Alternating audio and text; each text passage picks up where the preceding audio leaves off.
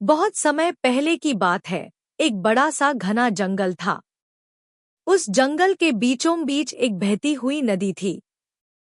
उसी नदी के किनारे एक आम का पेड़ था और उस पेड़ पर एक चालाक बंदर रहता था।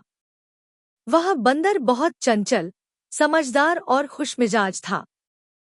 वह रोज आम खाता और नदी का नजारा देखता। एक दिन एक मगरमच्छ नदी से निकलकर आराम करने के लिए पेड़ के नीचे आया।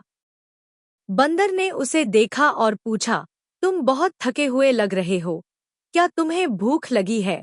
मगरमच्छ ने कहा, हाँ, मैं बहुत दूर से आया हूँ, बहुत भूख लगी है। बंदर ने अपनी तरफ से एक मीठा आम तोड़कर नीचे गिरा दिया और कहा, लो, इसे खाओ, यह बहुत मीठा है। मगरमच्छ को आम बहुत पसंद आया। वह रोज बंदर से मिलने आने लगा। बंदर भी रोज उसे आम खिलाता। दोनों में धीरे धीरे गहरी दोस्ती हो गई। मगरमच्छ घर जाकर अपनी पत्नी को आमों की बात बताता था।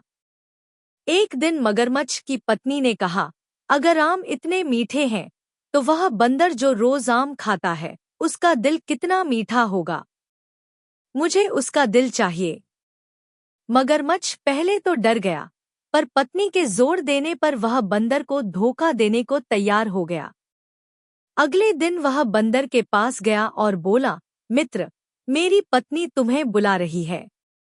वह तुमसे मिलना चाहती है। चलो मेरे साथ नदी पार कर लो। बंदर को खुशी हुई, लेकिन जैसे ही वह मगरमच्छ की पीठ पर बैठा और नदी के बीच पहुंचे, मगरमच्छ बोला, माफ करना मित्र, मेरी पत्नी तुम्हारा दिल खाना चाहती है। बंदर घबराया नहीं।